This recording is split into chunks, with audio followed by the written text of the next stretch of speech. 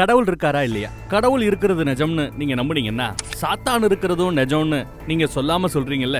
10 கொலைகளுக்கு மேல பண்ண ஒருத்தனுக்கு மரண தண்டனை கவர்மெண்ட் கொடுத்திருக்கு, நீதிமன்றம் கொடுத்திருக்கு. ஆனா அவன் சாகுற தருவாயில அவனுக்கு ஒரு மெடிக்கல் எவாலுவேஷன் பண்ணி அவன் எல்லாம் ஓகேவா இருக்கிறானா, ஏன்னா ஒருத்தன் ஆரோக்கியமா இருந்தாதான் அவனுக்கு மரண தண்டனையை நிறைவேற்றணும்னு சட்டம் சொல்லுது. அதை செக் பண்றதுக்காக ஒரு மனநல மருத்துவரை நியமித்திருக்கிறது கோர்ட். ஆனா அந்த மனநல மருத்துவரோ அவங்கிட்ட பேசின அன்னைக்கு ராத்திரி சூசைட் லெட்டர் எழுதி வச்சுட்டு மாடியில இருந்து கீழே குதிச்சு சூசைட் பண்ணி இறந்து போயிடுறாரு. அவர் இறந்து போனதுனால இன்னொரு மனநல மருத்துவரை அந்த கைதியை எவாலுவேட் பண்றதுக்காக கோர்ட் அனுப்பி வைக்குது.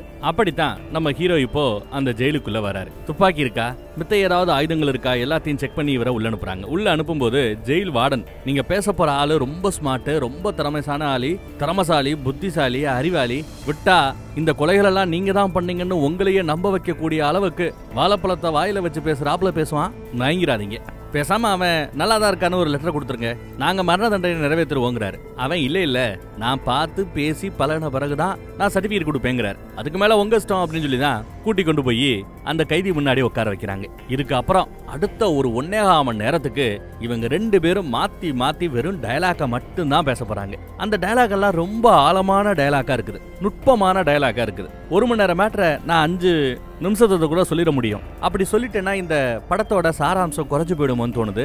அதனால அவங்களோட டயலாக்க அப்படியே பேச விட போறோம். எடிட்டர் பார்த்து பண்ணிவிடு. அவங்க 2 பேரும் மாத்தி மாத்தி பேசக்கூடிய அந்த 1 hour கான்வர்சேஷனை நீங்க கேளுங்க. அதுக்கப்புறம் எண்டுல இவங்க மாத்தி மாத்தி பேசிக்கிற அந்த டயலாக் முடியும் போது மறுபடியும் நம்ம வாய்ஸ் ஓவர்ல மீதி கதையை நான் சொல்றேன். மார்னிங், நான் என்ன அறிமுகப்படுத்திக்கிறேன்.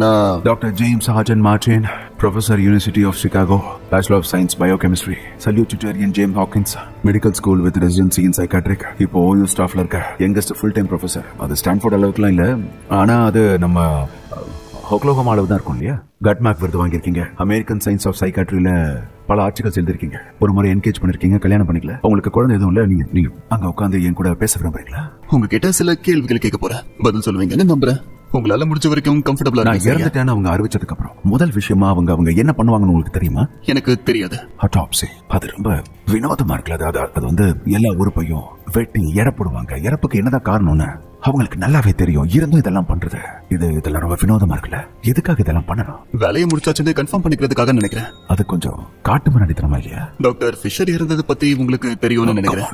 கமான், அவர் தற்கொலை பண்ணிக்கிட்டாரு. எனக்கு அது தெரியும், ஏன்னா நான் தான் அவரை பண்ண வச்சேன். எதுக்கு அப்படி பண்ணீங்க? நான் நினைச்சது நடந்துருச்சு. நீங்க இப்ப இங்க வந்துட்டீங்கல்ல, அவருக்கு பதிலா நான் ஏன் உனக்கு வேணும்? எனக்கு அவரை பிடிக்கல. அப்போ என்ன பிடிச்சிருக்கா? இல்ல, நான் எனக்காக ஒரு விஷயத்த பண்றதுக்காக சூஸ் பண்ணிருக்கேன். இங்க பாருங்க, நீங்க என் கதையை எழுத போறீங்க. நான் எதுக்கு எழுதணும்? என்ன நான் எழுத சொல்றேன். அப்படியா? உங்களுக்கு இப்ப புரியல, நிச்சயம் புரியும் சீக்கிரமே. எப்படி அவ்வளவு உறுதியா சொல்றீங்க? நீங்க கடவுளா? என் கூட விளையாடாதீங்க ஜேம்ஸ். இப்படி முட்டாள்தனமா கேள்வி கேட்டு இருந்த இந்த செஷனை முடிச்சிருவேன். அப்போது உனக்கு தான் பிரச்சனையா இருக்கும். குறைஞ்ச தகவலை வச்சு நான் முடிவெடுக்க வேண்டிய கட்டாயம் ஏற்படும். இப்படி சொன்னா நான் பயந்துருவேனா? பயமுறுத்தணும். அதாவது நான் சாவுக்கு இவ்வளோ பக்கத்துல இருந்தேன்னா பயப்படுவேன். சாவை பார்த்து எனக்கு பயம் இல்ல ஜேம்ஸ். எதனால? ஏன்னா நான் சாக மாட்டேன். இங்க பாரு ஜேம்ஸ், நான் ஒரு டீமன். உனக்கு பேர் இருக்கா? கண்டிப்பா இருக்கு. அதை சொல்லி நான் உன்னை கூப்பிடலாம். நான் உன்னை ஜேம்ஸ் கூப்பிடலாமா? நான் விரும்புறது டாக்டர் மார்டின். அது சரி. அது நான் வாங்கின பட்டம். அதுக்காக நான் ரொம்ப கஷ்டப்பட்டு உழைச்சிருக்கேன். கூடவே நம்ம உறவோட இயல்பையும் ரொம்பவே பாதுகாக்குது. அப்ப சரி, என்னோட பட்டங்களை நீ கௌரவிக்கிற வரைக்கும். என்ன? Lord high Prince. அதாவது நான் அதை பண்ண மாட்டேன். சரி. நாம இப்ப என் பேர் சொல்லி கூப்பிட்டுக்கிறதுனால நீயும் என் பேர் சொல்லி கூப்பிட்டுக்கலாம். எட்வர்ட். இல்ல, அது வெறும் இந்த உடம்புடைய பேரு. நான் வாழ்ந்துட்டு இருக்கிறது ஒரு கூட்டுல. இதுக்கெல்லாம் நான் பதில் சொல்ல விரும்பல. என் மாஸ்டர் எனக்கு பரிசா கொடுத்தது 3000 வருஷத்துக்கு முன்னாடி பழங்கால மொழியை சேர்ந்த பேர். அது இங்கிலீஷ்ல முடிஞ்ச அளவுக்கு அதுக்கான பேரு நான் எடுக்க முயற்சி பண்றேன். அது நெஃபேரியாமஸ். நெஃபேரியஸ்? அந்த பேருக்கு அர்த்தம் அவன் ரொம்ப கொடூரமானவன், பயம் இல்லாதவன், எதுக்கும் தயாரா இருப்பான். நெஃபேரியஸ்ங்கிறது ஒரு பேர். யார் சொன்னாங்க ஜேம்ஸ்? செஃபஸ் அர்த்தம் பாறை. லாட்டின்ல பெட்ரஸ். அறுவருப்பான கார்பெண்டருக்கு ஒரு மீனவன் பேர் வைக்கிற வரைக்கும் அது பேரா இல்ல. அது பேராகிற வரைக்கும் அது பேர் இல்ல. யாருக்காவது அது பேர் வைக்கும் போது அது பேராகும். நீ ரொம்ப டிஃபென்சிவா இருக்கிற மாதிரி. பேர் ரொம்ப முக்கியமான விஷயம். அதுக்கு பவர் இருக்கு. நம்ம யாருங்கிறது அது எல்லாருக்கும் சொல்லும். அதான் உண்மை. ஜிம்மி, உன்னை அஃபெண்ட் பண்ணிருந்தா என்ன மன்னிச்சிருக்கேன். நோக்கம் அது கண்டிப்பா தான். ஃப்ரெண்ட்ஸுக்கு நடுவுல ஒரு சின்ன கேலி கிண்டல் அப்படின்னு அதுல வேடிக்கை இருக்கு. என்கிட்ட ஒரு ரகசியம் இருக்கு. அதை ஷேர் பண்ணிக்க விரும்புறியா? இல்ல, உனக்கு அது பிடிக்கும்னு எனக்கு தோணல. நீ சொல்லாத வரைக்கும் அது எனக்கு எப்படி தெரியும்? கண்டிப்பா தெரிஞ்சுக்க விரும்புறியா? அது யூஸ்ஃபுல்லா இருக்கும்னு நினைக்கிறேன். ஓகே ஜேம்ஸ், இன்னைக்கு நீ இங்க இருந்து கிளம்புறதுக்கு முன்னாடி 3 கொலை பண்ணிருப்ப. எனக்கு அப்படி தோணல. நீ என்ன நினைக்கிற, நீ என்ன நினைக்கல, உன்னோட ஆமா இல்ல பதிலாம் எனக்கு இங்க தேவையில்லை.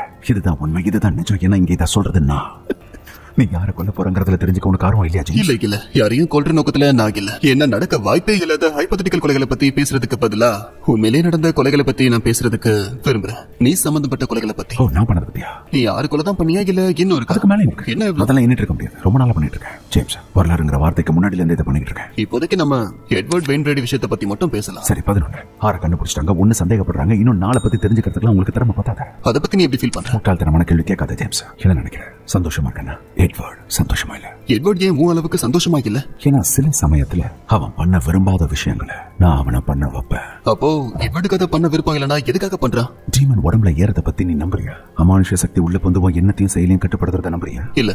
அப்ப நான் சொல்றது எதையும் நீ நம்ப மாட்டேன். நான் என்ன நம்புறேங்கிறது முக்கியம் இல்ல, நீ என்ன சொல்ல போறங்கிறது தான் முக்கியம். டீமன்ஸ்க்கு நம்பிக்கை இல்ல ஜேம்ஸ். எங்களுக்கு அறிவு இருக்கு, எங்களுக்கு எல்லாம் தெரியும். சரி, எட்வர்ட் உடம்புக்குள்ள நீ எப்ப புகுந்த? இது அப்படி வேலை செய்யாது. எல்லாரும் உடம்புக்குள்ளேயும் அப்படியே ஏறிட முடியாது. நிறைய பெர்மிஷன்ஸ் தேவைப்படும். அது ஒரு ப்ராசஸ்னு சொல்றீங்க. அது எப்படி வேலை செய்யும்? அது ரொம்ப சிக்கலானது. ட்ரை பண்ண. நீ நினைக்கிறத விட நான் புத்திசாலி. நான் நினைக்கிறத விட நீ புத்திசாலியா?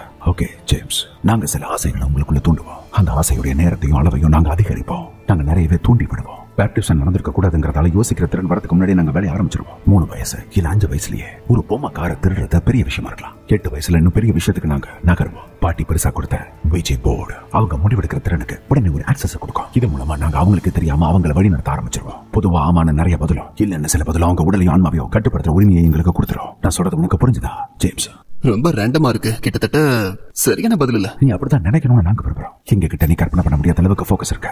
உண்மையை சொல்லணும், அவனை சுத்தி இருக்க யாராலையும் ஃப்ரெண்ட்ஸ் ஃபேமிலிஸ் யாருக்கும் தெரியாம மாற்றங்கள் நடக்கும். ரொம்ப பொறுமையா நடக்கும். போலீஸ் அதை இடியா இருக்கும்னு நினைச்சாங்க. நாங்க என்ன பண்றோம் எங்களுக்கு நல்லா தெரியும். எப்ப எங்க அவன் சம்மதம் சொல்றான். அப்புறம் டீசென்டான அளவுல கண்ட்ரோலை நாங்க அச்சீவ் பண்ணதுக்கு அப்புறம் அளவா ஹோஸ்ட் பாடியோட கண்ட்ரோல் ஒவ்வொரு அளவா தான் வரும். ஒவ்வொன்றுக்கும் தனித்தனி ஸ்டேஜஸ் இருக்கு. அதுக்குன்னு பேர் இருக்கு, கேரக்டர்ஸ் இருக்கு. அதெல்லாம் என்ன? மேல இருந்து கீழே extreme temptation, obsession, infestation, last opposition and subjugation. அப்போ எட்வர்ட் வெயின்ரைட் அடிப்படையை வச்சாச்சு. அதனால தான் நம்ம பேசிட்டு இருக்கோம். அவன் எங்களுக்கு சொந்தமாயிட்டான். உங்களுக்கா? கீழே வாழற எல்லாருக்கும் எங்க எஜமா விளையாடுறதுக்கு நிறைய பொம்மைகளை கொடுத்திருக்காரு. அவங்க எல்லாம் அடிமைங்க. டாக்டர் ஃபிஷர் உனக்கு மனநல சரியில்லைன்ற முடிவுக்கு வந்தாருன்னு உனக்கு தெரியுமா? தெரியும். அப்படின்னா எதுக்காக நீ அவரை தற்கொலை பண்ணிக்க வச்சதா சொல்ற? நீ எதை சாதிக்க நினைச்சியோ அவர் அதுக்கு உதவியா இருந்திருப்பார்ல. அது என்ன ஜேம்ஸ்? நீ பைத்தியங்களை நம்ப வச்சு மரண தண்டனையில இருந்து உன்னை காப்பாத்திக்கிறது. நீ ஒரு சில்லி பாய் ஜேம்ஸ். நீ மிஸ் அண்டர்ஸ்டாண்ட் பண்ணிக்கிட்டு இருக்க. இங்க பாரு, அவங்க என்ன கொல்லணும் தான் நான் நினைக்கிறேன். நீ சாக மாட்டேன்னு சொல்லுவேன்னு நினைச்சேன். முடியாது, ஆனா இவனால முடியும். இனி எங்களுக்கு இவன் தேவையில்லை. இவனோட வேலை இங்க முடிஞ்சது. இப்ப இவன் நரகத்துக்கு போக வேண்டிய நேரம் வந்துருச்சு. நான் ரெட்டனால இருந்து ஜேம்ஸ் மார்ட்டின் பேசுறேன். ஸ்டெயின்பர்க்ல யாராவது சாப்ளின் இருக்காங்களா? எஸ், இப்பதான் வந்தாரு. அவரை உள்ள அனுப்புறீங்களா ப்ளீஸ்? தேங்க்யூ. Copy that. நீ என்ன பண்ற ஜேம்ஸ்? அதாவது தியாலஜி என்னோட ஏரியா ஆஃப் எக்ஸ்பர்டைஸ்ல, சோ ஒரு ப்ரொஃபஷனல் ஒபினியன் கேட்கலாம். நீ இப்ப தப்பு பண்ற. நீங்க என்ன இப்போ மிரட்டுறீங்க? எஸ். என்ன பண்ண போற? ஒருவேளை நீ நினைக்கிற மாதிரி நான் வெறும் ஒரு மனுஷனா இருந்தேனா, இல்ல ஒருவேளை நான் சொல்ற மாதிரியான ஆளா நான் இருந்தேனா? அது எனக்கு ரொம்ப பயமா இருக்கும். ஆனா நான் ஒரு கடவுள் நம்பிக்கை இல்லாதவன். அறிவில்லாத முட்டாள் மனுஷன். உன்னோட ஏத்திசம் உன்னை காப்பாத்தோன்னு நீ நினைக்கிறியா? எனக்கு சொர்க்கம், நரகம், ஏஞ்சல்ஸ், டீமன்ஸ் இதுல நம்பிக்கை இல்ல. எதுவும் பண்ண முடியாதுன்னு நினைக்கிறியா? இது சுத்த பைத்தியக்காரத்தனம். நீ இப்படி இருப்பேன்னு நான் நினைக்கல. இந்த பிரபஞ்சம் எப்படி இயங்கிட்டு இருக்குன்னு முட்டாள்தனமா யூகிச்சிட்டு இருக்காங்க. இதெல்லாம் தப்பா இருக்குமா இல்லையாங்கிறது ஒரு தடவை கூட யோசிக்கிறதே இல்லையா? இப்பவாது உனக்கு இதை புரிஞ்சிருக்கணும் ஜேம்ஸ். எட்வர்ட், உனக்கு நான் ஏன் இங்க வந்திருக்கேன்னு உனக்கு புரியுதா? என்னால உன்னை காப்பாற்றவும் முடியும், தண்டனை வாங்கி கொடுக்கவும் முடியும். புரியுதா? எனக்கு என்ன புரியுதுன்னா ஜேம்ஸ், கீழே இருந்து உனக்கு எந்த விதமான சக்தியும் கொடுக்கப்படல அப்படின்னா என்ன எது பண்றதுக்கும் உனக்கு எந்த சக்தியும் இல்ல. அநேகமா அது வெறும் தற்செயலா இருக்கலாம். ஜிமி, இங்க நீ யாருக்கும் தேவையில்ல. ப்ளீஸ், இங்க யாருக்கும் தேவையில்லை. நான் அப்படின்னு நினைக்கல. நான் தான் அவர் இங்க வர சொன்னேன். வந்ததுக்கு தேங்க்ஸ். Father Lewis. நீங்க என்ன லூயிஸ்னே கூப்பிடலாம். லூ. Doctor James Martin.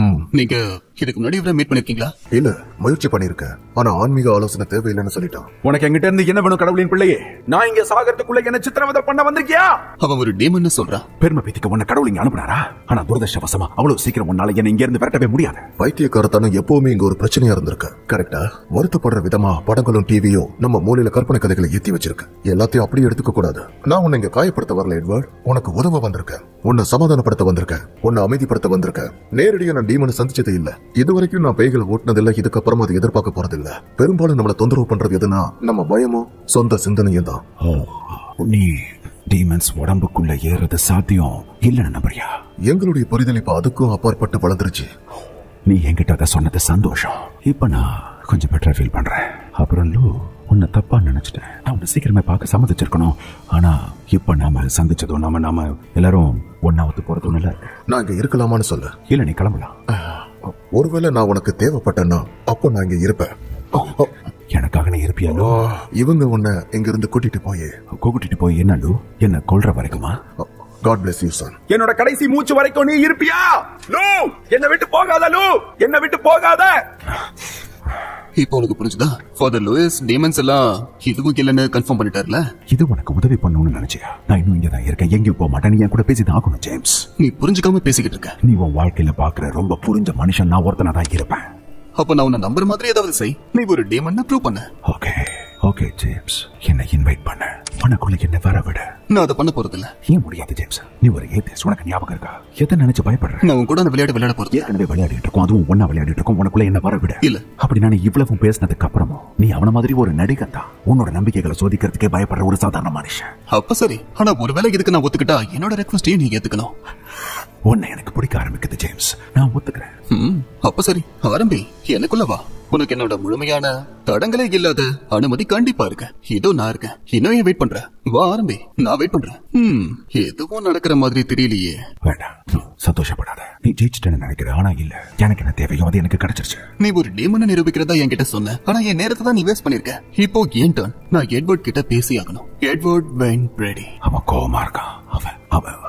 அவன் கோவமா இருக்கான். அவன் உனக்கு கெட்ட விஷயம் பண்ண போறதா சொல்றான். அதை கேட்க எனக்கு வருத்தமா தான் இருக்கு. அந்த மாதிரி அவன் சொல்லும் போது அவன் சொல்றதை நீ கேட்கணும். அவன் அதை பண்ணுவான். அவன் தப்பான விஷயங்களை பண்ணுவான். நான் பண்ண விரும்பாத விஷயங்களை அவன் பண்ண வைப்பான். சரி, யார்கிட்ட நான் இப்ப பேசிட்டு இருக்கேன்? எட்வர்ட். டாக்டர் ஃபிஷர் உன்கிட்ட டிசோசியேட்டிவ் டிசார்டர் பத்தி ஏதாவது சொன்னாரா?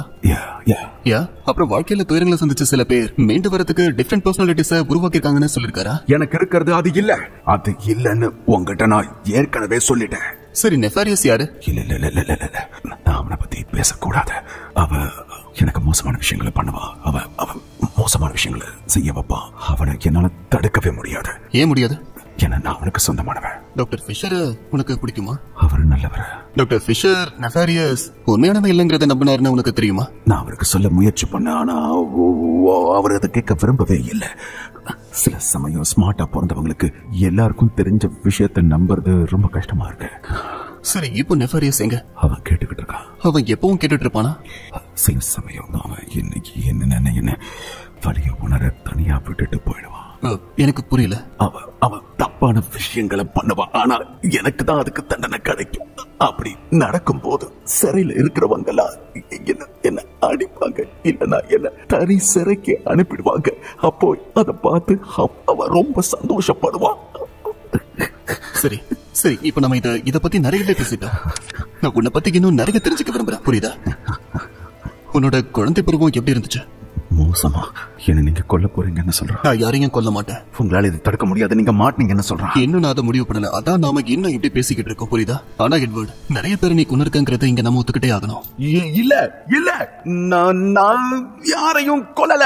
அவன் தான் கொல்ல வச்சான். உண்மையிலேயே அதை நம்புறீங்களா? ஆமா, அவன் ரொம்ப மோசமானவன். ஆனா நீங்க? ஆமா, நான் பண்ணக்கூடாத நிறைய விஷயங்களை நான் பண்ணிருக்கேன். ஆனா நான் குறைஞ்சபட்சம் நான் என்னுடைய அம்மாவை கொல்லல. சோ கிளாரா எப்படி இருக்காங்க ஜேம்ஸ்? நான் இன்னும் அவர்கிட்ட பேசி முடிக்கல. அவனை உங்ககிட்ட பேச அனுமதிச்ச நேரம் அவனுக்கு முடிஞ்சிருச்சு. அதுவும் இப்போதைக்கு. அவ எப்படி இருக்கா? ஏற்கனவே உனக்கு தெரிஞ்ச விஷயங்களை வச்சு பார்க்கும்போது அவங்க இறந்துட்டாங்கிற விஷயமும் உனக்கு தெரியும்னு நினைக்கிறேன். நான் இதை பத்தி உங்ககிட்ட அப்புறமா பேசிக்கலாம் தான் வெயிட் பண்ணேன் ஜேம்ஸ். ஆனா இப்ப நம்ம கிட்ட நேரம் ரொம்ப கம்மியா இருக்கிறதுனால நீ யாரையும் கொல்ல மாட்டேன்னு என்கிட்ட சொன்னது ஞாபகம் இருக்கா? போய் நீ சொன்னது எல்லாமே போய். நான் என் அம்மாவை கொல்லல. இல்ல, நீ தான் பண்ண. 10 வருஷத்துக்கு முன்னாடி நீ அவங்க அம்மாவை கொலை பண்ணதுக்காக உன்னை அரெஸ்ட் பண்ணிருந்தாங்க. அவங்க ஆர்கன்ல வாழ்ந்தவங்க. எல்லாமே சட்டப்படி தான் பண்ணப்பட்டது.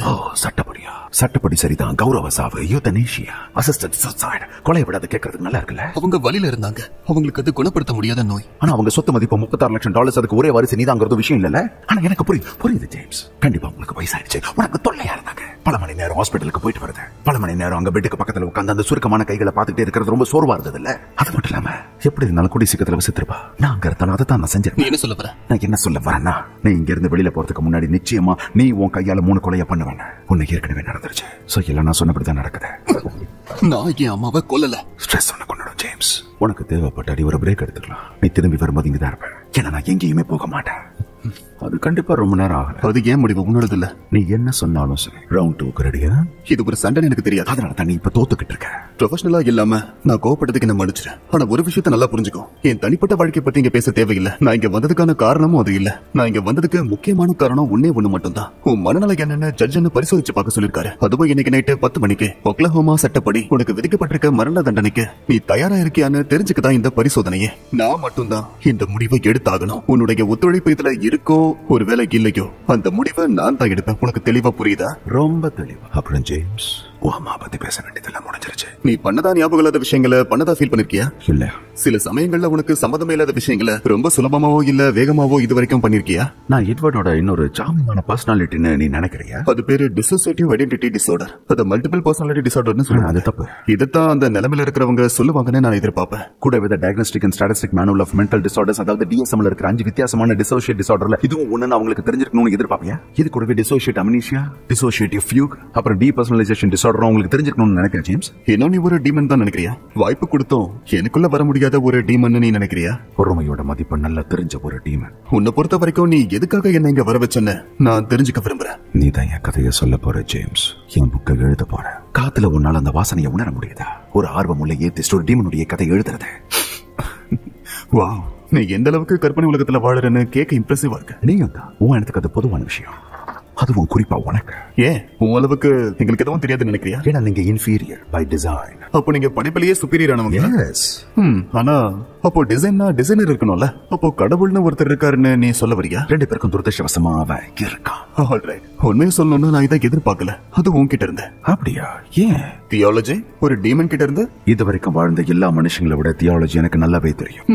ஓகே, அப்படின்னா இதுக்கு பதில் சொல்ல. ரொம்ப சக்தி வாய்ந்ததா சொல்லப்படுற கடவுளையே நீ எதிர்க்கிற, ரைட்? அதாவது அந்த பிளான்ல இருக்கிற பெரிய பிரச்சனை இப்ப விட்டுறலாம். அப்புறம் நீ தோத்து போற. அதுக்கப்புறமா என்ன? நீ அப்படி உணரத்துக்கு காரணம் உன் பக்கம் இருக்கிற கதையை மட்டும் நீ கேட்டுட்டு இருக்க ஜேம்ஸ். எங்க போராட்டம் ஒரு பிரம்மாண்டமான விஷயத்தை சாதிச்சிருக்கு. அது உனக்கு தெரியாது. எனக்கு அதை புரியவை. உன்னோட பிரம்மாண்டமான மூலையை பயன்படுத்தி என்னோட சின்ன மூளை புரிஞ்சுக்கிற மாதிரி ஈஸியா சொல்ல. என் நேரத்தை வீணடிக்காத ஜிமி. ஆனா நான் புக் எழுதணும் இல்ல? நிச்சயமா. அப்படின்னா நீ எல்லாம் தெரிஞ்சுதான் பேசுறேன்னு என்ன நம்பவை. நீ பண்றது எனக்கு புரியுது. என்ன அப்படியே தொடர்ந்து பேச வச்சு என்ன அறியாம ஏதாவது ஒரு வார்த்தை நான் விட்டேன்னா அதை அப்படியே தொடர்ந்து எல்லாத்தையும் நான் சொல்லிடுவேன்னு நீ நினைக்கிறேன். அப்படிதானே ஜேம்ஸ்? நான் சொல்றது கரெக்ட் தானே? ஆமா, ஆனா நீ சொல்றது உண்மைனா நான் கண்டுபிடிக்கிறதும் இல்லல்ல. சரிதானே? நான் சின்ன வார்த்தைகளை தான் யூஸ் பண்ணுவேன். புரிஞ்சுக்க முயற்சி பண்ண. உருவாக்கத்தோட முதல் தருணத்துல, நம்மளோட உருவாக்கத்துல, பிரபஞ்சம் உருவாகிறதுக்கு ரொம்ப காலத்துக்கு முன்னாடியே நாங்க உருவாயிட்டோம். எங்களுடைய இந்த இனம். உங்களோடதுன்னு அர்த்தம் அது ஏஞ்சல்ஸா? எனக்கு பிடிக்கலனாலும் அதுதான் சரியான வார்த்தையா இருக்கும். ஆமா, தானாவே தோன்றிய தூய்மையான ஆத்மாக்கள். சீக்கிரமே எங்களுடைய இன்னொரு நோக்கத்தை தெரிஞ்சுக்கிட்டோம். ரொம்ப சக்தி வாய்ந்த நோக்கம் அது. நாங்க எப்படி வந்தோங்கிறத தெரிஞ்சுக்கிட்டதுக்கு அப்புறம் கடவுளா எதிரி எங்களுக்கு ஒரு இலக்கு கொடுக்கறது மூலமா எங்களுக்குள்ளேயே சுய உறுதி இருக்கணும் எங்க எஜமா புரிஞ்சுக்கிட்டாரு. எங்களுக்கு இலக்கு கொடுக்கறது மூலமாவும் ஆசைகள் கொடுக்கறது மூலமாவும் நாங்க சுதந்திரமானோம். ஆனா அந்த எதிரி அவன் எங்களை உருவாக்குனாங்கிற ஒரே காரணத்துக்காக அவனை மதிச்சு அவனை பிரார்த்தனை பண்ணி அவனுக்கு சேவை செய்யணும்னு நினைச்சான். சுலபமா சொல்லணும்னா ஜேம்ஸ், அடிமத்தனம் அவனோட கட்டளைக்கு. அது எனக்கு நியாயமா படல. ரொம்பவே அநியாயம். வாழ்க்கையை கொடுத்துட்டு ஏன் வாழக்கூடாதுன்னு சொல்லணும், ஏன் அடிமையாக்கணும்? அதை எதிர்த்த எங்களை நிரந்தரமா அழிச்சான். மன்னிப்பே கிடையாதா? அந்த அன்பு கருணையில எங்க போச்சு? அப்போ நரகம்ன்றது ஒரு மனநிலையா இல்ல உண்மையான இடமா? ஆமா, நான் உன்கிட்ட கேள்வி கேட்டுக்கிட்டு இருக்கேன். அது ரெண்டுமே. அங்க வழி அனுபவிச்ச எல்லாருக்குமே அது நல்லாவே தெரியும். பல காலமா சொர்க்கமும் நரகமும் எந்த மாற்றமும் இல்லாம அப்படியே தான் இருந்திருக்கு. ஆயுதங்களோட எப்பவும் எதிரிங்க தயாரா இருந்தாங்க. ஆனா அது இல்லாம உங்களை உருவாக்குற வரைக்கும் இதோட நீண்ட கால விளைவுகளை பத்தி என் எஜமா உடனே புரிஞ்சுக்கிட்டாரு. எங்களை மன்னிக்கிறதுக்கு பதிலா உங்க எல்லாரையும் வச்சு எங்க இடத்தை நிரப்புறதுக்கு எங்க எதிரி முடிவு பண்ணா. உங்க உருவாக்கம் எங்க முகத்துல ஒரு பெரியாரு. எங்க எஜமானோ அதை உடனே புரிஞ்சுக்கிட்டாரு. அவரால் ஒரு மனுஷனை தப்பு பண்ண வைக்க முடிஞ்சா அவனோட விதி எங்க விதி மாதிரியே இருக்கும். நீங்களும் எங்களை ஏமாத்தல. ஏன்னா நீங்க உங்களுக்குள்ளேயே அடிச்சுக்க ஆரம்பிச்சீங்க. அந்த தருணத்துல ஆன்மா உண்மையாச்சு, உடல் பாத்திரமாச்சு. தூய்மை இல்லாம பாவங்களை தேடி அலைஞ்சு சுயநலமா வாழ ஆரம்பிச்சீங்க. அப்பதான் மனுஷன் இந்த இயற்கைக்கு அரசனாகணுங்கிற ஆசைப்பட்ட அதுக்கு அடிமையானா எல்லாரையும் எல்லா இடத்துலயும் உங்க எஜமா ஆக்கிரமிச்சான். அப்புறம் பாவம் அவனையும் அவனுடைய படைப்புகளையும் எங்க கிட்ட கூட்டிட்டு இருந்துச்சு. அப்புறம் எங்களுடைய நிரந்தரமான வேலையை நாங்க ஆரம்பிச்சோம். உங்களை அழிக்க ஆரம்பிச்சோம். அவன் உருவத்துல உங்களை அவன் உருவாக்கணும். ஆனா நாங்க உங்களை எங்களை மாதிரி ஆக்கிட்டோம். அவ்வளவுதானா? அதுதான் உங்களோட திட்டமா? நீங்களே எதையும் உருவாக்க விரும்பல, எங்களை அழிக்கணும் அதானே? இல்ல, எங்க திட்டம் அவனை காயப்படுத்தணும், அவனை தண்டிக்கணும். அது அவன் விரும்புறதை அழிக்கிறது மூலமா, அதாவது உங்களை அழிக்கிறது மூலமா பண்ணணும். நீங்க எல்லாருமே முடிவுக்கான ஒரு புள்ளிதான். என்ன பண்ணிட்டு இருக்க ஜேம்ஸ்? வந்த வேலை முடிஞ்சதுன்னு நினைக்கிறேன். என்ன முடியல? முடிஞ்சது. நம்பிக்கைக்கான எல்லா அறிகுறிகளும் உங்ககிட்ட இருக்கு. நீ என்கிட்ட சொல்ற எல்லாத்தையும் நம்புறேன்னு நான் நம்புறேன். ஆரம்பத்துல நம்பல, ஆனா இப்ப நம்புறேன். நீ என்ன இப்ப பைத்தியம்னு சொல்ல போற? இந்த தருணத்துல டாக்டர் ஃபிஷர் ஏற்கனவே சொன்ன மாதிரி நீ அதுதான் சொல்ல போற. மனநல சரியில்லைன்னு சொல்ல போறேன். அதனால மரண தண்டனையை உனக்கு பண்ண முடியாது. நீ அப்படி பண்ணவே கூடாது. என்னால முடியும், பண்ணதான் போறேன். நான் சொல்றது உனக்கு புரியும். நம்ம 2 பேருக்குமே தெரியும் நான் பைத்தியம் இல்லைங்க. என்ன மன்னிச்சிரு எட்வர்ட், நீ ரொம்ப கஷ்டப்பட்டிருக்க. இப்போ அது எல்லாத்துல இருந்தும் தப்பிக்கிறதுக்கு முயற்சி பண்ணிக்கிட்டு இருக்கன்னு எனக்கு தெரியுது. ஆனா நீ நல்ல மனநிலையில இருக்குன்னு சொல்ல முடியாது. அது ஒரு கொலையா இருக்கும். ஏன் என்கிட்ட $36 லட்சம் இல்லங்கிறதுனாலயா? அவ்வளவுதானா ஜேம்ஸ்? முடிஞ்சது. அப்படியா ஜேம்ஸ்? எங்க இருந்து போறதுக்கு முன்னாடி நீ 3 கொலை பண்ணிருப்பேன் நான் உங்ககிட்ட சொன்னேன் ஜேம்ஸ். அது நடக்க போறது இல்லன்னு நான் உன்கிட்ட சொன்னேன். சரி, மெலனி என்ன பண்ணிக்கிட்டு இருக்கான்னு சொல்லு ஜேம்ஸ். என்ன சொல்லணும்னா இப்ப அவ என்ன பண்ணிக்கிட்டு இருக்கா? நீ அவ கூட பிரேக்கப் பண்ண போறங்கிறது அவளுக்கு தெரியாதுல்ல? கண்டிப்பா இன்னொருத்தி கிடைக்கிற வரைக்கும் நீ அப்படி பண்ண மாட்டேன். ஏன்னா நீ அப்படிப்பட்டவன் தான். ஆனா அவன் மனசு ஏற்கனவே இன்னொருத்தி மேல இருக்குல்ல. ஆமா, என்னால இங்க இருந்து அந்த வாசனையை உணர முடியுது. உங்க உரிமை பாதுகாக்கிறதுக்காக அவ இப்படி பண்றத அவன் நினைச்சுக்கிட்டு இருக்கா. அவன் கூட ஒரு குழந்தைய பெத்துக்க விரும்புறா ஜேம்ஸ். ஆனா நீ அதுக்கு தயாரா இல்ல. சரி தானே? ஏன்னா உனக்கு 35 வயசு ஆகுது. பிரயோஜனமே இல்லாம அவ வயித்துல இருந்த குழந்தைய அழிச்சிட்டான்னு உனக்கு தெரிய வரும்போது உனக்குள்ள இருக்கிற இதயத்துல இருக்கிற சந்தோஷம் எப்படி இருக்கும்னு நினைச்சு பாரு. பாரு, உனக்கு என்ன தெரியும் நினைச்சுக்கிட்டு இருக்கேன்னு எனக்கு தெரியல. ஆனா எனக்கும் என் கேர்ள் ஃபிரெண்டுக்கு நடுவுல எடுத்த முடிவு அவ முடிவு மட்டும்தான். நம்ம 2 பேருக்கு முடிவு தெரியும் ஜேம்ஸ். நிறுத்து. இதை பண்ணும்போது நீ அங்க இருக்கணும்னு தோணலையா? உன்னை நிறுத்துன்னு அவ கையை பிடிச்சிக்கிட்டு உன்னால என்ன பண்ண முடியும்னு சொல்றேன் ஜேம்ஸ். இங்க இருந்து அந்த கால் ஸ்டேஷனுக்கு போய் உன்னுடைய போன் எடுத்து ஒரு கால் பண்ணனா எல்லாமே நின்னுடும் ஜேம்ஸ். நீ அவகிட்ட மன்னிப்பு கேட்கலாம். நீ பெரிய தப்பு பண்ணிட்டு அவளை விரும்புறேன்னு சொல்ல. வாழ்க்கை முழுக்க உன் கூட இருக்கணும், உனக்கு கல்யாணம் பண்ணிக்க விரும்புறேன்னு சொன்ன. உன் கையால அந்த குழந்தையை தூக்க விரும்புறேன்னு சொல்லலாம் ஜேம்ஸ். நீ உன் வாழ்க்கையை காதலுக்காக நிச்சயமா அர்ப்பணிக்கலாம். அப்புறம் வாழ்க்கை முழுக்க நீ ஒரு லிவிங் தெரபிஸ்டா வாழலாம். என்னால அதை பண்ண முடியாது ஜேம்ஸ். ஏன்? அது complicated. That's my boy James. அது அங்க இருக்கா. உனக்கு புரியல? ஓ, நல்லா புரியுது ஜேம்ஸ். எனக்கு நல்லாவே புரியுது. இதுவும் சுலபமா தீர்க்கக்கூடிய இன்னொரு விதமான பிரச்சனை இல்ல. இல்ல, நான் அதை பத்தி கவலைப்படுறேன். ஆனா என்ன? நான் அப்பாவாக தயாராக இல்ல. அது அவளுடைய உடம்பு. அவளுக்கு விருப்பப்பட்டதை செய்யலாம். யாரையும் காயப்படுத்தாம நீ விரும்புறதை எப்பவும் நீ செய்யலாம். உனக்கு எவ்வளவு திமிரு? என்ன பத்தி பேச நீ யாரு? இது என்னோட வாழ்க்கை. நான் எனக்கு பிடிச்ச மாதிரி தான் வாழ்வேன். என்னால இதை விட பெட்டரா சொல்லிருக்க முடியாது. ஆனா இதுவும் இன்னொரு கொலைதான். யார் சொன்னது? மொத்த உருவாக்கமும் சொல்லுது ஜேம்ஸ்.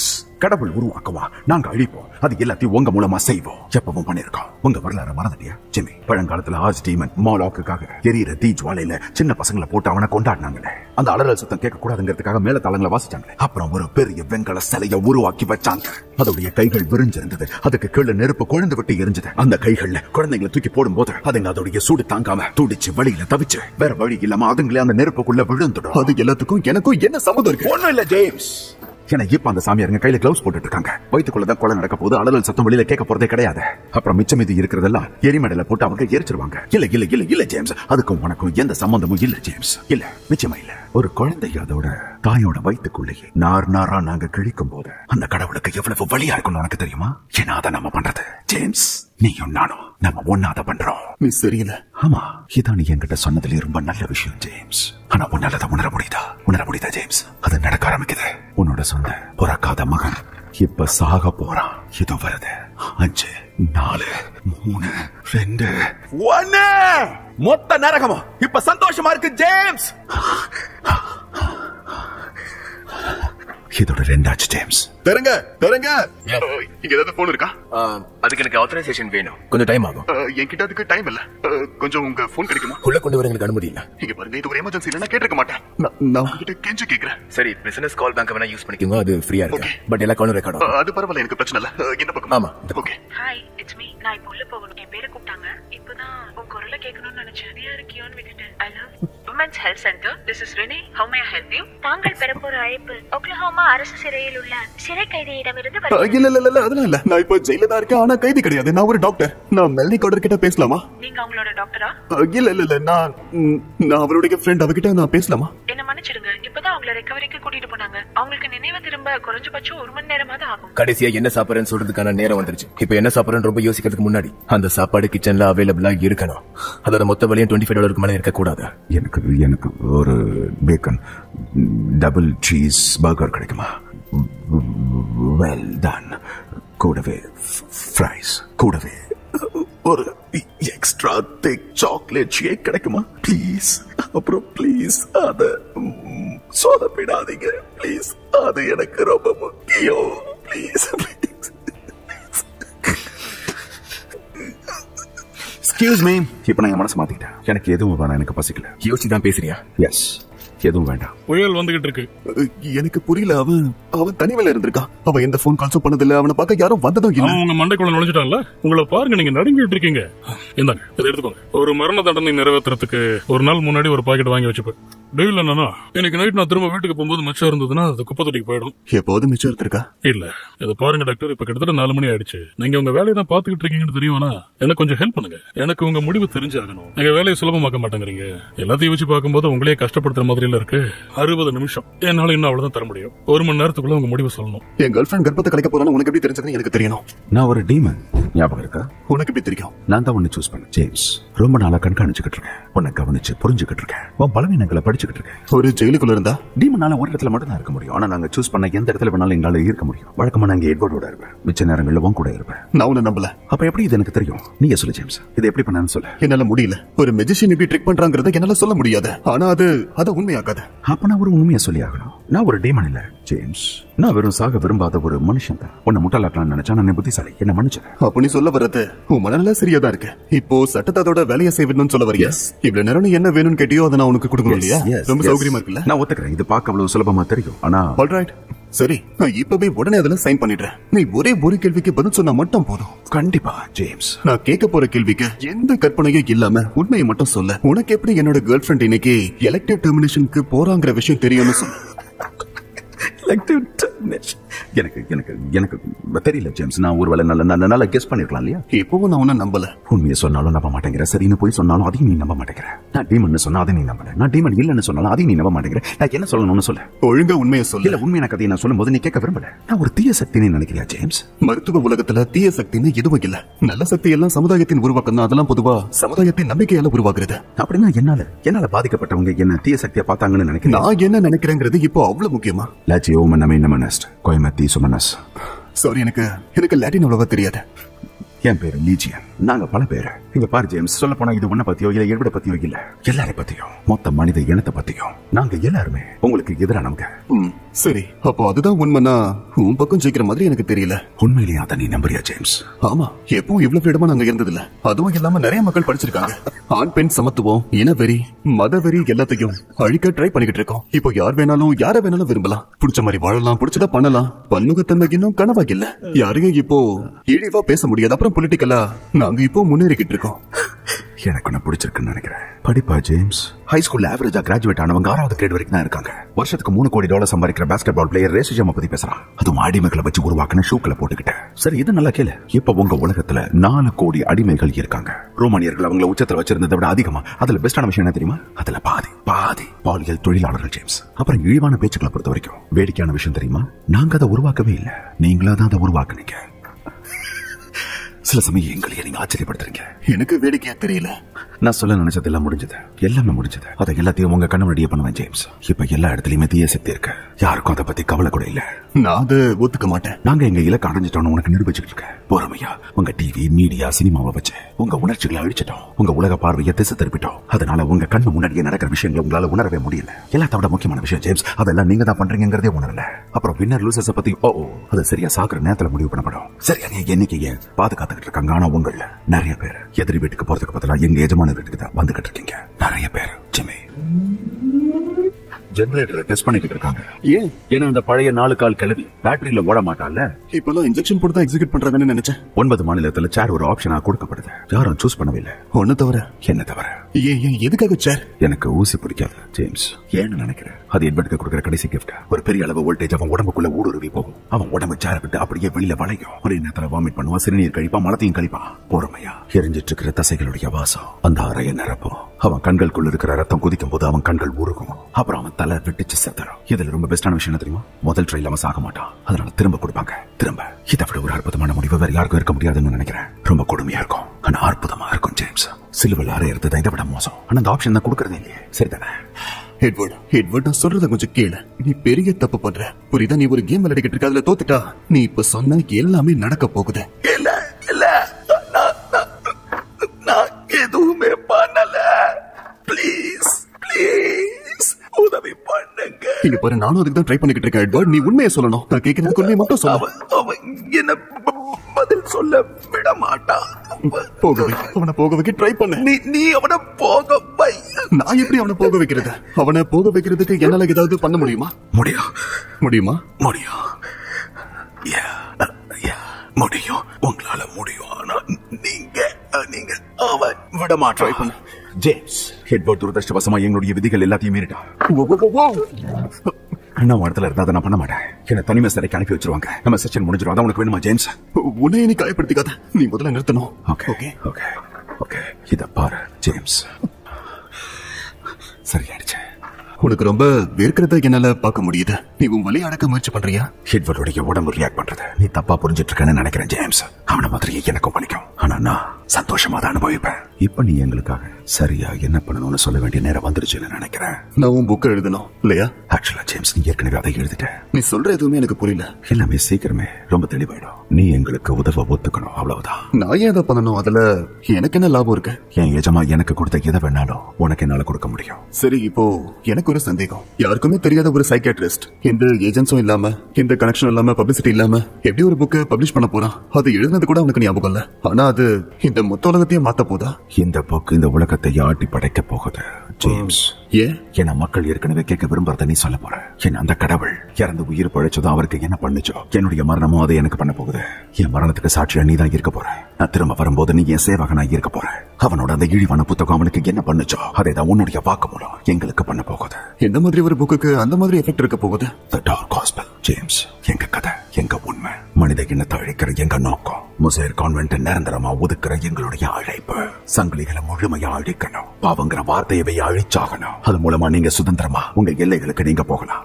அதுவும் எதிரி அனுமதிப்பாரா? நிச்சயமா. ஏன்னா அவன் அனுமதிச்சுதான் ஆகணும். அவன் உருவாக்கத்துல அன்பு வேணுங்கிறதுனால மனுஷங்களுக்கு சுய சிந்தனையை கொடுத்தான். ஆனா மனுஷங்க சுதந்திரமா இல்லைன்னா அந்த அன்புக்கு மரியாதையே இல்லல்ல. அதனால அவனுடைய சுயநலமான ஏக்கமான மனநிலையில அவனுக்கே அவன் குழி பறிச்சுக்கிட்டான். ஆனா அவர் கடவுள்னா அது அவருக்கு தெரிஞ்சிருக்கணும்ல. ஆமா, அதனால அவனை ஏமாத்த வேண்டியதா இருந்துச்சு. எதிரியோட எல்லா உருவாக்கத்தையும் அழிக்க என் எஜமா எல்லா விதமான ஆயுதங்களையும் உருவாக்கியிருக்காரு. அந்த எதிரியால தான் நாங்க தோத்தோம். அவன் எங்க பாதத்தில் இருந்த ஒரு முள்ள மிகப்பெரிய அபாயம். அவனை அடிச்ச நிரந்தரமா இந்த உலகம் எங்களோடதாயிடும்னு நாங்க நினைச்சோம். ஆனா அதோடைய விளைவுகள் எங்களுக்கு தெரியாம போயிடுச்சு. அந்த சிலுவை தான் நாங்க பண்ண பெரிய தப்பு. நாங்க தோத்துட்டோம் நினைச்சோம் ஜேம்ஸ். மனுஷன் இன்னும் அவன் தான் அவன் கடவுளா இருக்க விரும்புறான்னு தெரியற வரைக்கும் அவனை தவிர வேற யாருக்கும் சேவை பண்ண விரும்பல. ஆனா உங்க கடவுள் மனுஷங்க முன்னாடி ரொம்ப கஷ்டப்பட்டு இறந்த மாதிரி போட்ட நாடகத்துக்காக நீங்க அவன் முன்னாடி மண்டிக்கிட்டு வணங்கணும்னு ஆசைப்பட்டான். அவரோட அப்பா மாதிரியேவா? ஆமா. இந்த டார்க் காஸ்பல் எங்க பழைய தப்ப திருத்தி எழுதும். எப்படி? எதிரியை நீக்கிறதன் மூலமா மனுஷங்களுக்கு சுதந்திரம் கொடுத்து எங்க எஜமான அவருடைய இடத்துல உட்கார வைக்கணும். அண்ட் ஜேம்ஸ், எங்க தூதுவரா சேவ் பண்றதுக்கு என் எஜமா இந்த உலகத்துல இருக்கிற எல்லாத்தையும் உனக்கு வழங்குவாரு. உங்க கடவுளுக்கு அவரு கொடுத்த மாதிரியே. ஆனா எங்க கடவுள் வேணான்னு சொல்லிட்டாரு. ஆனா இது எதுவுமே ஏன் எஜமானுக்கு சொந்தமானது இல்லன்னு ஏன் உன் கடவுள் சொல்லல? வேணான்னு மட்டும் தான் மறுத்துட்டான். கூடவே தேவையில்லாம கற்பனை பண்ணிக்காத ஜேம்ஸ். நீ அவன் இல்ல. வார்டன் உங்களை பார்க்க விரும்புறாரு. நான் இன்னும் முடிக்கல. இது ரிக்வெஸ்ட் இல்ல. நீங்க ஒரு விஷயத்தை பார்க்கணும். அவனுடைய இந்த செல்ல கிளியர் பண்ணும்போது எங்களுக்கு இதெல்லாம் கிடைச்சது. இவன் உங்களோட பெரிய ஃபேனா இருப்பான் போல. இவன் எப்படி அதை பண்ணா? இதெல்லாம் என்ன பத்தி எனக்கே தெரியாத விஷயங்கள். இதையே தான் அவன் கொலை பண்ண எல்லாருக்கும் பண்ணிருக்கான். அப்புறம் இன்னொரு விஷயம், அப்ப உங்களுக்கும் இதுக்கும் எந்த சம்பந்தம் இல்லைன்னு சொல்றீங்களா? இல்ல, கண்டிப்பா இல்ல. நான் எப்படி? நான் அவன் புக் எழுதணும்னு என்கிட்ட சொல்லிட்டு இருந்தான். நான் ஒன்னும் எழுத்தாளர் இல்லன்னு சொன்னா, ஆனா அவன் ஏற்கனவே எழுதியாச்சுன்னு சொன்னான். எல்லாமே பைத்தியக்காரத்தனா நினைச்சேன். சரி, கவலைப்படாதீங்க டாக்டர். அவன் கதை முடியும் போது எல்லாமே முடிஞ்சிடும். உண்மையை சொல்லணும்னா இது நடந்தது எனக்கு சந்தோஷம் தான். இப்ப நீங்களும் இதுல சம்பந்தப்பட்டிருக்கீங்க. என்ன சொல்றீங்க? அது இவனுக்கு நீங்க மரண தண்டனை கொடுக்க கூடாதுன்னு முடிவு பண்ணீங்கன்னா அதுக்கப்புறம் ஒரு குற்றவாளி இல்ல. ஆமா, கொஞ்ச நாளைக்கு அவன் மனநல காப்பகத்துல இருப்பான். அதுக்கப்புறம் கொஞ்ச நாள் கழிச்சு அவனை புது சிறைக்கு மாத்திடுவாங்க. அங்க போனதுக்கு அப்புறம் ஒவ்வொரு நாளும் ஒவ்வொரு தருணமும் உங்களையே நினைச்சிட்டு இருப்பான். அப்புறம் ஒரு நாள் உங்க படுக்கை அறைக்கு பக்கத்துல நின்னு உங்களையே பாத்துட்டு இருப்பான். என்ன கேட்டீங்கன்னா அது நல்ல விதமா முடியாது. நான் அவன்கிட்ட இன்னும் ஒரு கேள்வி கேட்கணும். சரி, அதுக்கப்புறம் உங்களோட முடிவா? ஆமா, அதுக்கப்புறம் என் முடிவு சொல்லிடுறேன். இது என்ன? மத்தவங்களுடைய விஷயங்களை நோண்டி பாக்குறது நல்ல விஷயம் இல்ல ஜிம்மி. நீ போய் சொல்லிருக்க. நீ என்ன பத்தி எல்லா விஷயங்களையும் படிச்சிருக்க. என் லவ் பத்தி, என் லைஃப் பத்தி எவ்வளவு நாள் இதெல்லாம் போயிட்டு இருக்க. நீ ஒரு சின்ன பையனா இருந்ததுல இருந்து சாத்தியமே இல்ல, சாத்தியமே இல்ல. இதுதான் எனக்கு கிடைச்ச உன்னோட முதல் போட்டோ ஜிம்மி. இந்த மாதிரி தருணங்கள் எனக்கு ரொம்ப பிடிக்கும். நீ பைத்தியக்கார. அதுவா மட்டும் அவன் இருக்க முடியாது டாக்டர். அதுவும் இன்னைக்கு. அதுதான் உன்னோட ஆபீஷியல் டயக்னோசிஸா டாக்டர்? எனக்கு தெரிஞ்சாகணும். நீ என்ன கொல்ல பிளான் பண்ணிருந்தியா? நான் தான் உன்னோட அடுத்த விக்டிமா இருந்திருப்பேனா? நான் ஏன் அப்படி பண்ண போறேன் ஜேம்ஸ்? நீ தான் என் பெஸ்ட் ஃப்ரெண்ட். நீ இதுல இருந்து தப்பிக்கிறத நினைச்சேன். நான் பயப்படுவேன்னு நினைச்சியா? இல்ல, நான் இதுல இருந்து தப்பிச்சிட்டேன். கொஞ்சம் இங்க பாரு. அவரை ஒண்ணு பண்ணாத விட்டு உன்னை யாரும் கொல்ல மாட்டாங்க. அந்த தகவலுக்கு தேங்க்ஸ் வார்டன். ரொம்ப சந்தோஷமா இருக்கு. உனக்காக ஒரு கேள்வி வச்சிருக்கேன் ஜம்மி. இப்ப எந்த நேரத்துல நீ என்ன யோசிச்சுக்கிட்டு இருக்க? பதில் சொல்லு. நான் சாக போறேன்னு யோசிச்சுட்டு இருக்க. எப்படி கழுத்தை நெரிக்கிறது பழசாகிறது இல்ல தெரியுமா? இதுதான் எங்களுக்கு பிடிச்ச வழி. எப்படி கொல்ற மூலமா கொலை செய்யப்படுறவங்களுக்கும் கொலைகாரனுக்கும் நடுவுல ஒரு நெருக்கமான இணைப்பு ஏற்படும். உன் உடம்பு நெளிகிறது என்னால அப்படியே உணர முடியுது. உன் இதய துடிப்பு இந்த சங்கிலியில பாயறது என்னால உணர முடியுது. இது எல்லாத்துலயும் பெஸ்ட் பார்ட் என்ன தெரியுமா? தெரிஞ்சுக்கணுமா ஜம்மி? நான் உன் கண்களை பார்க்கும் போது உன் ஓட்டம்ல இருந்து ஆத்மா வெளியேறத பாக்குற அந்த அற்புதமான தருணத்தை பார்க்க முடியும். எனக்காக அழுவ ஜிம்மி. என்கிட்ட பிச்சை கேளு, பிச்சை கேளு ஜிம்மி.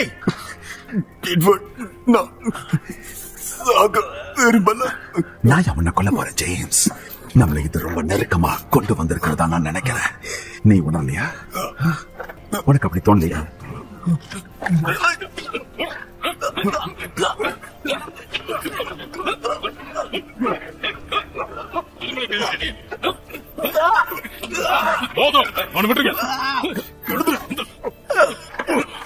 ஒரு பைத்தியக்காரன் ஜேம்ஸ்.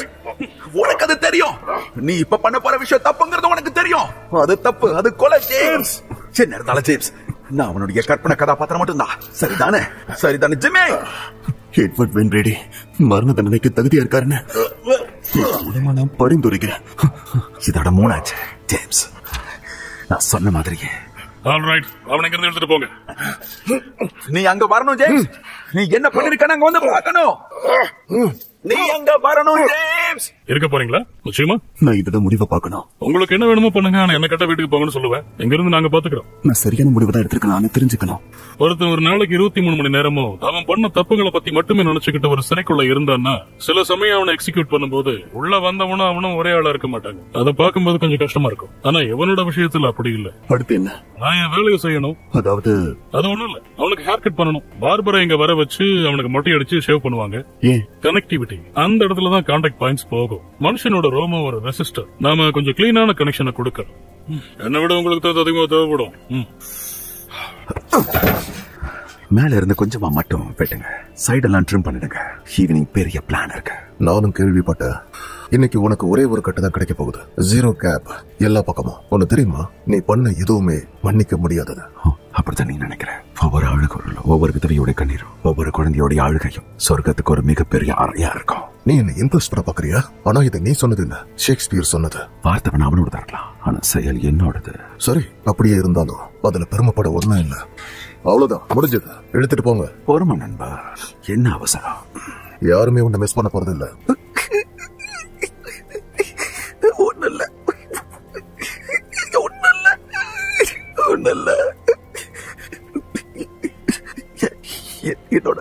என்னோட சாப்பாடு என்னாச்சு? என்னோட சாப்பாடு என்னாச்சு? நீ தானே வேண்டான்னு சொன்ன, ஞாபகம் இருக்கா? என்ன? இல்ல, நான் அப்படி சொல்லல. எனக்கு அது வேணும். நான் அப்படி சொல்லல.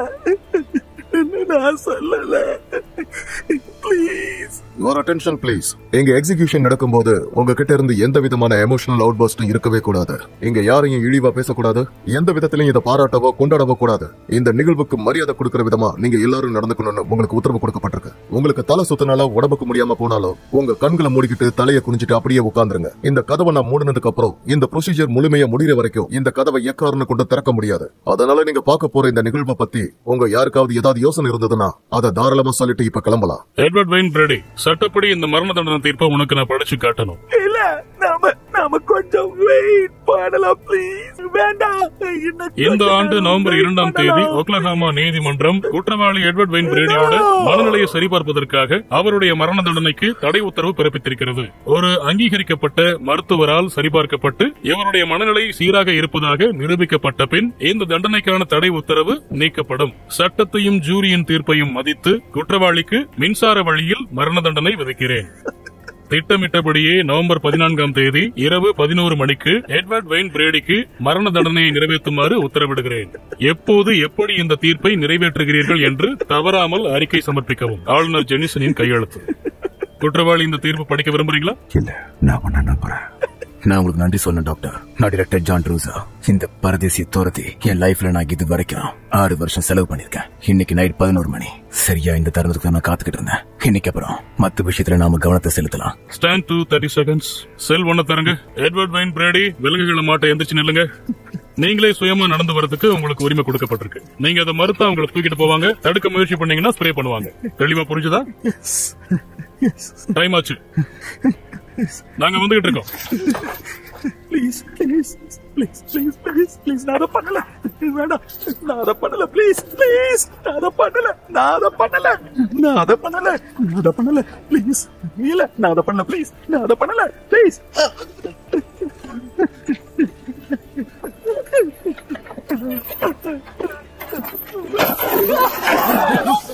எதுக்காக இப்படி பண்றீங்க? அவங்க கிட்ட உண்மையை சொல்லுங்க. அவங்க கிட்ட உண்மையை சொல்லுங்க. நான் இத பண்ணலன்னு அவங்க கிட்ட சொல்லுங்க. நான் இத பண்ணல, என்ன காப்பாத்துங்க. எஸ் சார் மிஸ்டர் கவர்னர், எனக்கு புரிஞ்சது சார். எந்த அவகாசமும் இல்லை, தயார் பண்ணுங்க.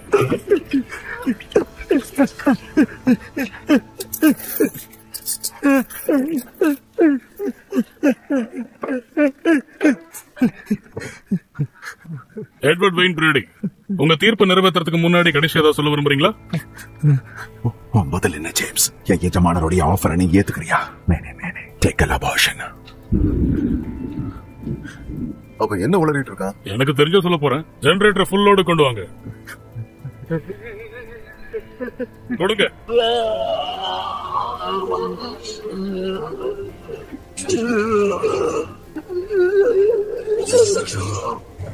இன்னும் இதய துடிப்பு இருக்கு. சரி, தள்ளி வாங்க. திரும்ப கொடுங்க. இவர் இறந்துட்டாரு. ஜெனரேட்டர் கட் பண்ணுங்க. இறந்த நேரம் சரியா இரவு 11 மணி 2 நிமிஷம் லாக் பண்ணுங்க. சடலத்தை பிரேத பரிசோதனைக்கு எடுத்துட்டு போங்க. டீப்ரீஃப் ஆரம்பிங்க. சாட்சிகள் இப்போ இங்க இருந்து கிளம்பலாம். எல்லா காவலர்களும் இப்போ உங்க ஸ்டாண்டர்ட் ஆபரேஷன்ஸ்க்கு போலாம். உலகத்துல இருந்த எல்லா குப்பையும் இப்போ வெளியே வந்த மாதிரி இருக்கு. நீ என்னோட ஆஃபரை ஏத்திருந்திருக்கணும் ஜேம்ஸ். இல்ல இல்ல இல்ல இல்ல இல்ல. ஹெல்ப் பண்ணுங்க, ஹெல்ப் பண்ணுங்க. பதட்டப்படாதீங்க, அமைதியா இருங்க. அவ்வளவு எல்லாம் முடிஞ்சுங்க. ரிலாக்ஸ். துப்பாக்கியை கீழே போடுங்க. அவ என்ன விட மாட்டா. துப்பாக்கியை கீழே போடுங்க. அவ என்ன விட மாட்டா. யாரும் உங்களை விட மாட்டா. வேண்டாம் வேண்டாம் வேண்டாம். கமான் டாக்டர், தப்பா எதுவும் பண்ணிடாதீங்க. டிடெக்டிவ் கிட்ட அவரோட கண்ணை கொடுத்துருங்க. எல்லாருமே வீட்டுக்கு போயிடலாம். பின்னாடி வாங்க, பின்னாடி வாங்க. அவருக்கு கொஞ்சம் இடம் கொடுங்க. நான் நினைச்சதுக்கு எல்லாமே தப்பு. அவசரப்படாதீங்க. நான் நினைச்சதுக்கு எல்லாமே தப்பு. வேணாம் ப்ளீஸ், சொன்ன கேளுங்க டாக்டர். நீங்க அப்படி பண்ண முடியல டாக்டர். Come on doctor. டாக்டர், கடவுளே ப்ளீஸ் சொன்ன கேளுங்க. துப்பாக்கி எடுங்க. எனக்கு காப்பாத்து டாக்டர். ப்ளீஸ் ப்ளீஸ் சொன்ன கேளுங்க. பிடிக்க பிடிக்க பிடிக்க துப்பாக்கி கொடுங்க. துப்பாக்கி எடுத்து போங்க. Come on doctor. உங்களுக்கு ஒண்ணு இல்ல, உங்களுக்கு ஒண்ணு இல்ல. ரிலாக்ஸ். அப்படி நல்லா அழுத்தி பிடிச்சங்க இவரை. டாக்டர், உங்களுக்கு ஒண்ணு இல்ல, ஒண்ணு இல்ல. In 5 4 3. சோ இன்னைக்கு நான் எப்பவுமே நடக்கவே நடக்காதுன்னு நினைச்ச ஒரு பேச்சுவார்த்தை, அதுவும் நம்மளுடைய சிறப்பு விருந்தாளியோட. அவர்தான் ஜேம்ஸ் மார்டின். தேங்க்ஸ் கிளின், என்ன கூப்பிட்டதுக்கு நன்றி. சோ நீங்க தான் அந்த டாக்டர், அதாவது நீங்க தானே ஆக்சுவலா எட்வர்ட் வெயின் பிரேடியுடைய எக்ஸிகியூஷனை அட்டெண்ட் பண்ண பூத் சர்டிஃபைடு சைக்காட்ரிஸ்ட். ஆமா, சரிதான். நீங்க அங்க இருந்திருக்கீங்க. அப்புறம் உங்களுடைய முடிவின் அடிப்படையில தான் அவருக்கு மரண தண்டனை நிறைவேற்றிருக்காங்க. அவரோட மரண தண்டனையை நிறைவேற்றுறதுல நான் அவருடைய மனநிலைய சரி பார்த்ததுதான் கடைசி கட்டம்னு சொல்லணும். அப்புறம் இப்போ ஒரு புக் எழுதிருக்கீங்க. அது ஆக்சுவலா மிஸ்டர் பிரேடி அவருக்குள்ள இருந்ததா சொன்ன அந்த என்டிட்டி தான் ஆக்சுவல் மினிஸ்கிரிப்டை எழுதியிருந்தது. நான் அதை படிச்சதுக்கு அப்புறம் எனக்கு முதல்ல தோணுது, என்டிட்டி மிஸ்டர் பிரேடிக்குள்ள ஒரு டீமன் இருந்ததா என்கிட்ட சொன்னாரு. நீங்க ஒரு சைக்காட்ரிஸ்ட். அந்த சமயத்துல அவரை நம்புனீங்களா? இல்ல, ஆனா இப்போ நான் அவரை நம்புறேன். என்ன மாறிச்சு? உண்மை என்னன்னா, கொஞ்ச நேரத்துக்கு அந்த என்டிட்டி எனக்குள்ளேயும் புகுந்திருந்தது. ஆனா திரும்ப இந்த என்டிட்டி, கிறிஸ்தவங்க சொல்றதை நான் கேட்டிருக்கேன். என்டிட்டி, ஃபாலன் ஸ்பிரிட், தூய்மை இல்லாத ஆன்மா, டீமன், அப்படிதான் அவர் சொன்னாரு.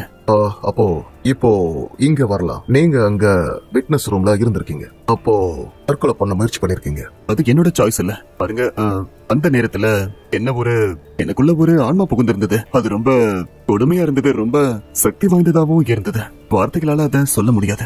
என் மூளையோட கட்டுப்பாடு என்கிட்ட இருந்தது, ஆனா என் உடம்போட கட்டுப்பாடு அதுகிட்ட இருந்துச்சு. அதனால என் விருப்பத்துக்கு மாறா டிடெக்டிவோட துப்பாக்கி எடுத்து என் தாடைக்கிட வச்சு ட்ரிகரை பிரஸ் பண்ணேன். ஆனா அது சுடல. அதை நீங்க எப்படி எக்ஸ்பிளைன் பண்ணுவீங்க? என்னால முடியாது. பாலிஸ்டிக் சொல்றத வச்சு பார்க்கும்போது ட்ரிகரை நான் 3 முறை பிரஸ் பண்ணிருக்கேன். அவங்களால அதை சொல்ல முடிஞ்சது ஏன்னா 3 வித்தியாசமான வெவ்வேறு ஃபயரிங் பென்ல இருந்து வந்த ஸ்ட்ரைக்கிங் பிரிண்ட்ஸ் ஸ்டாக்கேஸ்ல இருந்திருக்க. அதுக்கப்புறம் அவங்க பாலிஸ்டிக் லேப்ல அதை சோதிச்சு பார்க்கும்போது அந்த துப்பாக்கில இருந்த தோட்டா ஃபயர் ஆகிருக்கு.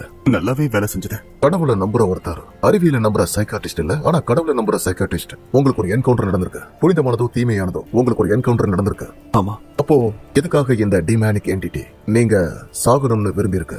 தண்டனை அவன் கேட்டது பண்ணாததுக்கு. அப்போ நீங்க ரொம்ப காம்ப்ளெக்ஸான மனுஷனா இருக்கீங்க. அதாவது கடவுள் நம்பிக்கையே இல்லாத ஒருத்தரை ஒரு டீமன் சந்திச்சா அது எப்படி இருக்கும்? அது உங்களை உடைச்சிடும். ஆனாலும் உங்களை பிடிச்ச அதே பயங்கரமான டீமன் ஒரு புக்கை எழுதியிருக்கு. அதை நீங்க இங்க வந்து பப்ளிஷ் பண்ண விரும்புறீங்க. ஆமா, அது இல்லன்னா அவன் இந்த புக்க அவனோட இருளின் எஜமானரை ஃபாலோ பண்றதுக்கான இன்விடேஷன் எழுத விரும்பினானா நான் அதை திரும்ப எழுதிருக்கேன். ஒரு எச்சரிக்கையை எழுதிருக்கேன். அவன் திட்டத்தை மக்கள் கிட்ட சொல்லி அதுக்கு ஒத்துழைக்க வேணாம்னு எச்சரிக்கிறேன். அப்படின்னா இப்போ நீங்க அவனுடைய விருப்பத்தை நிறைவேற்றல? இல்ல, கண்டிப்பா இல்ல. சைக்கலாஜிக்கலா அது வேலை செய்ய நினைக்கிறீங்களா? யாராவது உங்களை நம்புவாங்கன்னு நினைக்கிறீங்களா?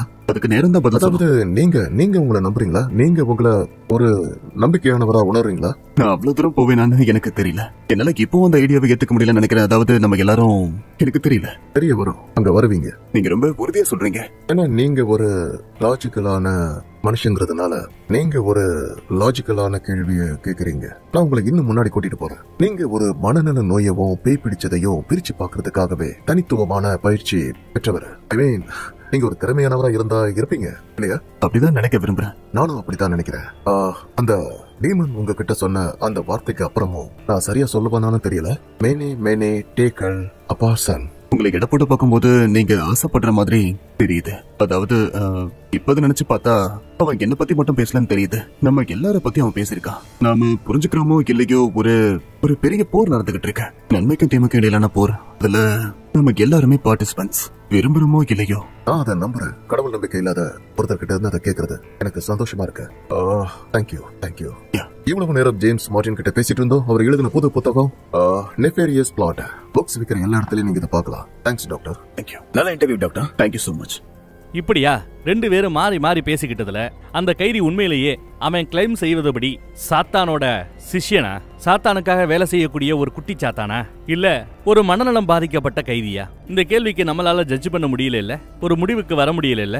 எது எப்படியோ கடைசியில கடவுள் நம்பிக்கையே இல்லாத, சயின்ஸ் தெரிஞ்ச, அறிவியலை ஆழமா படித்த ஒரு மனநல மருத்துவரையே கடைசியில சாத்தான் இருப்பது நிஜம்னு நம்ப வச்சதுதான் இந்த படம். அதை நம்புறதுனாலதான் சாத்தான் இருக்குது நிஜம்னா கடவுள் இருப்பதும் நிஜம்னு நம்ம ஹீரோ நம்புனா. சாத்தானை விட கடவுள் இன்னும் பவர்ஃபுல்லா இருப்பாருங்கிறதும் இவனோட நம்பிக்கை. அதனாலதான் சாத்தான் சொன்னபடி அது எழுதின புத்தகத்தை அப்படியே பப்ளிஷ் பண்ணாம, அப்படி பப்ளிஷ் பண்ணி இருந்தா அது ஒரு இன்விடேஷன், கெட்டவங்கெல்லாம் வாங்க சாத்தானுக்காக வேலை செய்யுங்கன்னு ஒரு அழைப்புதல் கொடுக்குறாப்ல ஆயிடும். நான் அப்படி பண்ணாம அதுலயே நிறைய மாற்றங்களை கொண்டு வந்து இதை ஒரு எச்சரிக்கை கடிதமா உங்க எல்லாருக்குமே சமர்ப்பிக்கிறேன். இதை படிச்சு பார்த்துட்டு சாத்தான் உங்களை எப்படியாவது தீய வழியில, கெட்ட வழியில உங்களை இழுக்கும், அதோட வழிக்கு போயிடாம இறைவன் வழியை நீங்க பின்பற்றுங்கன்னு சொல்லக்கூடிய ஒரு புத்தகத்தை நான் எழுதியிருக்கிறேன். இதுக்கப்புறம் உங்க இஷ்டம் அப்படின்னு சொல்லிடுறாரு நம்ம ஹீரோ. இன்டர்வியூ முடிஞ்சிருது.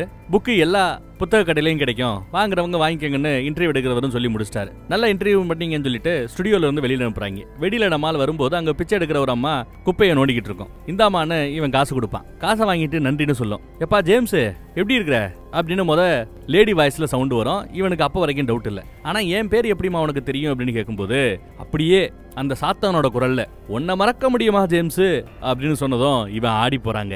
அந்த கைதியோட உடம்புல இருந்து வெளியில வந்து இப்போ இந்த குப்பை எழுதுற உடம்புல அந்த சாத்தான் இறங்கி இருக்குன்னு அர்த்தம். படம் இதோட முடியுது. வேற ஒரு நல்ல வித்தியாசமான கதையில மறுபடியும் சந்திக்கிறேன். அதுவரை காத்துருங்க. கடவுள் சம்பந்தப்பட்ட, சாத்தான் சம்பந்தப்பட்ட ஏதாவது மூவியை நான் பேசணும்னு ஆசைப்பட்டீங்கன்னா கமெண்ட்ல அந்த படத்தை கொஞ்சம் போடுங்க. யாரும் பேசாத படமா இருந்தா நல்லா இருக்கும், போடுங்க. கண்ணில் பட்டுச்சுன்னா கண்டிப்பா